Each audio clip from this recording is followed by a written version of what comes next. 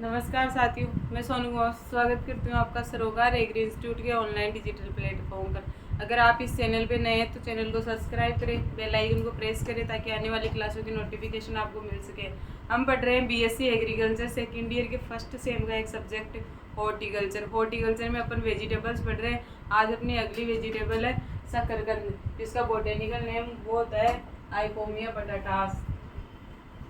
जो शकरकंद sweet potato, botanical name हो जाएगा उसका आइकोमिया बटाटास। फैमिली हो जाएगी उसकी कन्वोलुलेसी। और जो इसका ओरिजिन पहले से वो हो जाएगा अपना उत्तर प्रदेशीय अमेरिका, उष्ण प्रदेशीय अमेरिका।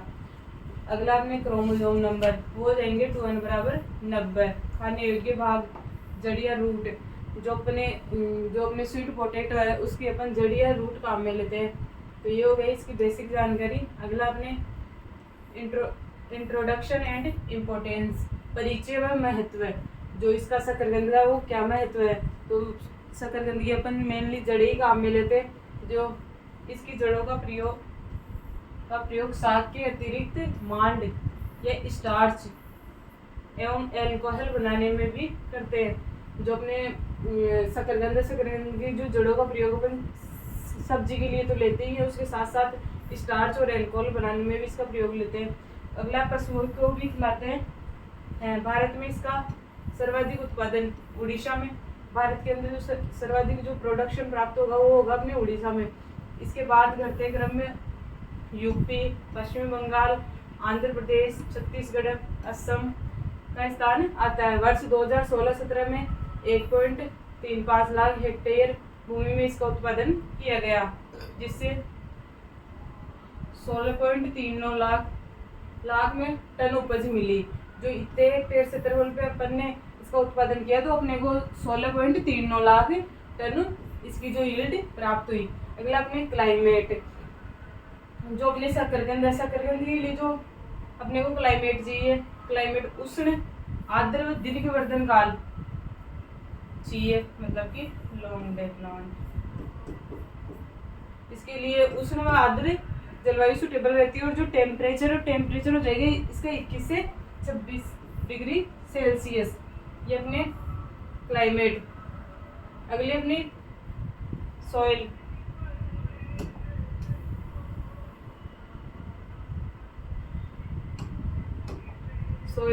सॉइल इसके लिए हो जाएगी 5.2 से 6.7 pH मान वाली मृदा, जो जीवाश्म युक्त जल निकास वाली दोमट।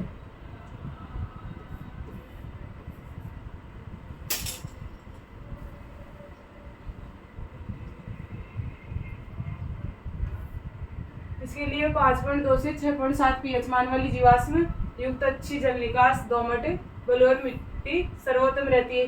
भूमि की केवल 25 से 30 सेंटीमीटर गहरी जुताई करते हैं। तो पहले अपन फील्ड तैयार करेंगे तो उसके लिए अपन 25 से 30 सेंटीमीटर इसकी गहरी जुताई करेंगे। फिर जुताई करने के बाद में जड़ें नीचे की ओर बढ़ती रहती है, फलस्वरूप पतली व लंबी हो जाती है। जो अपन अधिक गहरी जुताई करेंगे इसकी तो उसमें जड़ें है ना वो नीचे चली जाएगी और फिर पतली और बस लंबी होगी। उसका जो कंद है वो मोटा अपने को प्राप्त नहीं होगा। अगली अपनी वेराइटीज, जो स्वीट पोटैटो की वेराइटीज में उसमें फर्स्ट है पूसा लाल, पूसा सफ़ेद, पूसा सुनहरी, पूसा भारती, पूसा हरित, बीएल शकरकंद 6,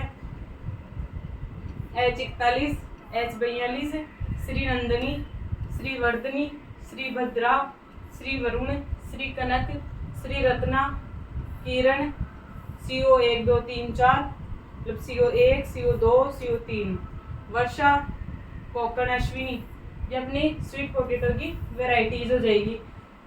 अगला अपने सोविंग जो अपन इसकी करेंगे वो करेंगे अपन अक्टूबर या नवंबर के अंदर। तो जो अपने उत्तरी भारत जिसमें अपने को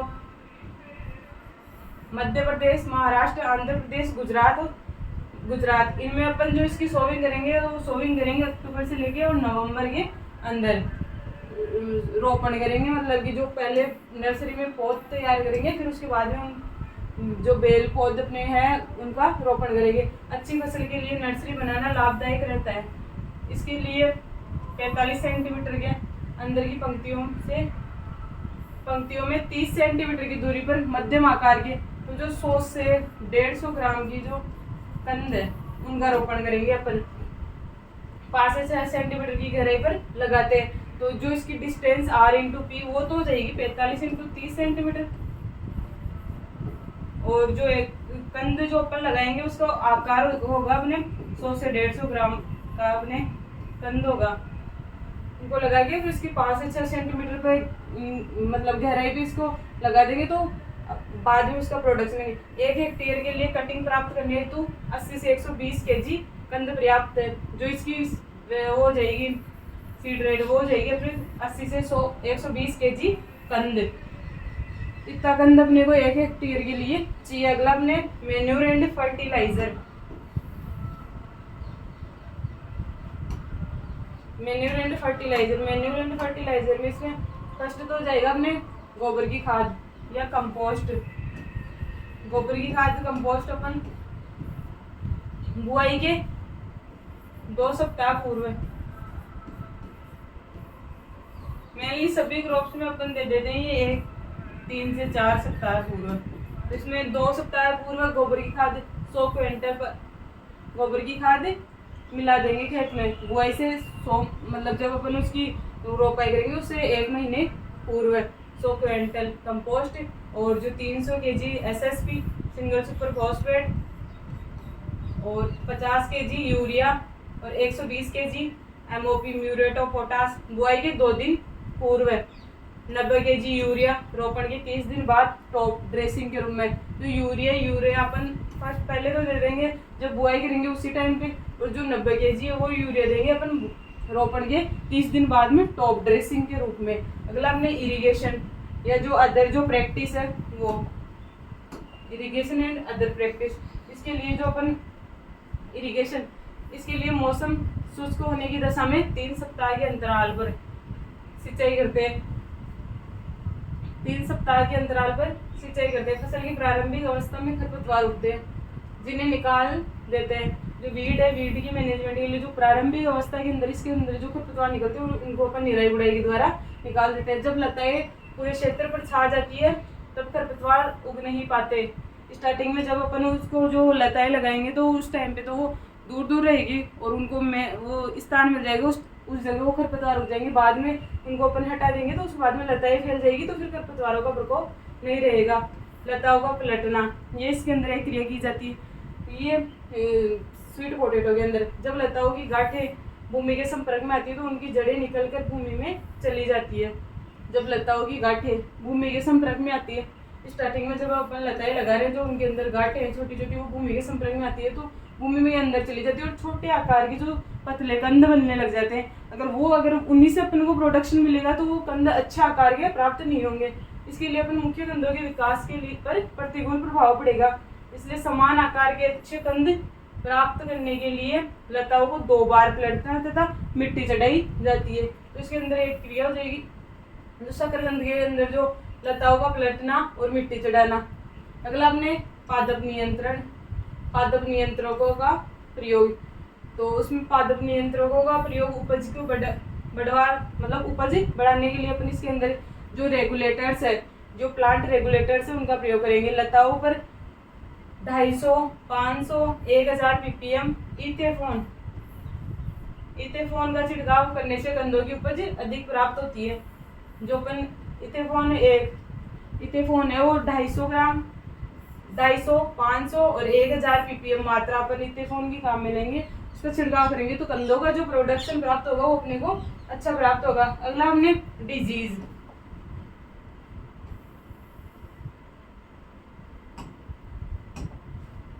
जो अपने स्वीट पोटैटो के अंदर जो डिजीज वो है अपने तना सड़न रोग या मुरझान। अगला अपने काला सड़न रोग। तो अपने जो स्वीट पोटैटो के अंदर जो तना सड़न या मुरझान जो स्टेम रोट और विल्ट जो अपने डिजीज होती है वो होती है अपने फ्यूजेरियम ऑक्सीस्पोरम फोर्मा बटाटास फफूंद के कारण। जो फ्यूजेरियम ऑक्सीस्पोरम फोर्मा बटाटास नामक जो फफूंद है उसके कारण अपने तना सड़न और मुरझान जो डिजीज वो होती है। इसकी पत्तियों की सिराओं तथा बीज का रंग पीला पड़ जाता है। जो पत्तियों की सिराओं के बीच का जो रंग है वो पीला पड़ जाएगा, उन पर झुर्रियाँ पड़ जाती है। तना अंदर से काला पड़ता है, जो उसका तना होता है वो अंदर से काला हो जाएगा और कंद का स्वाद खराब हो जाएगा। बचाव के लिए बुआई से पूर्व तने के टुकड़ों, जब अपन इसका जो मैनेजमेंट करेंगे वो करेंगे जब अपन इसको बोएंगे, तो उससे पूर्व तने के टुकड़ों को 1000 ppm कोरोसिव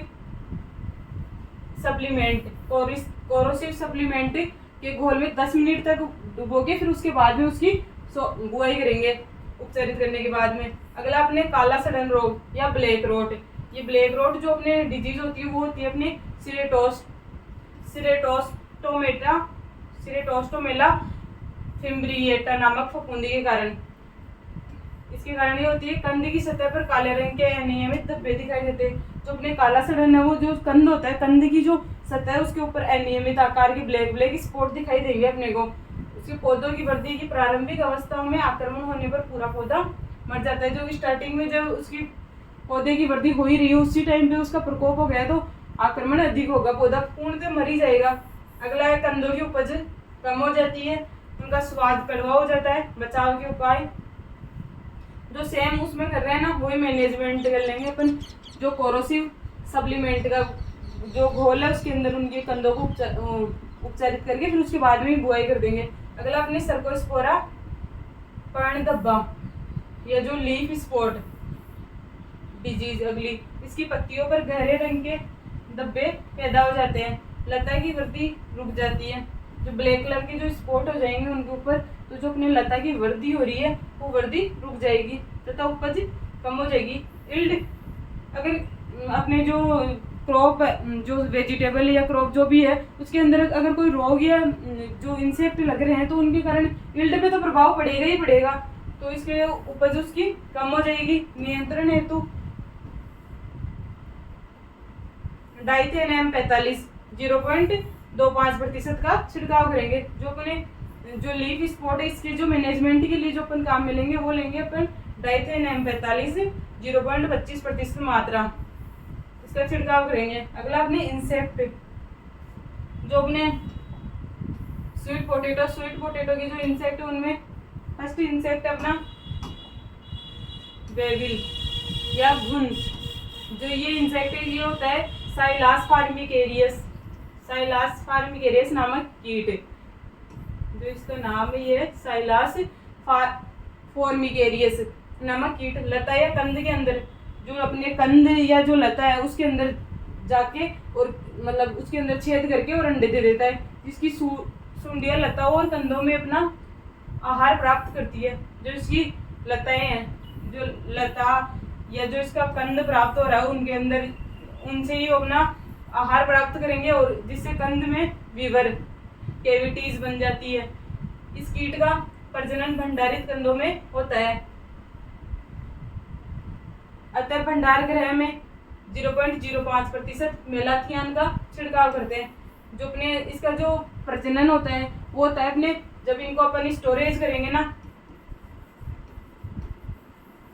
जब कंदों को जो स्टोरेज करेंगे उस टाइम पे इनका प्रजनन होता है, तो इनके मैनेजमेंट के लिए अपन भंडार गृह में 0.05% मेलाथियान का छिड़काव करते हैं। लताओं पर 2 दिन के अंतराल पर एंडोसल्फोन 0.05% का छिड़काव करने और भूमि में 25 kg थिमेट दाने देने से इसका प्रभावी नियंत्रण हो जाता है। अगले अपने खुदाई एंड उपज, जो अपने कंदों की अपन खुदाई करेंगे उसके बाद में तो अपन को प्रोडक्शन मिल पाएगा, तो इसकी खुदाई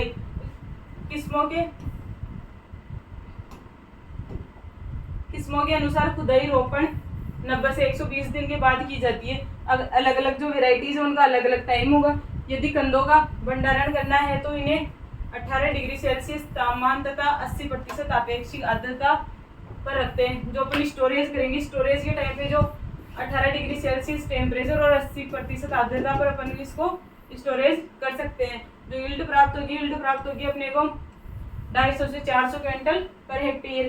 तो इस तरह आज अपने ये अपने शकरकंद पढ़ी, शकरकंद में जो आज अपने पढ़ा वो समझ में आया होगा, और ज़्यादा से ज़्यादा क्लास को शेयर करें। Thank you.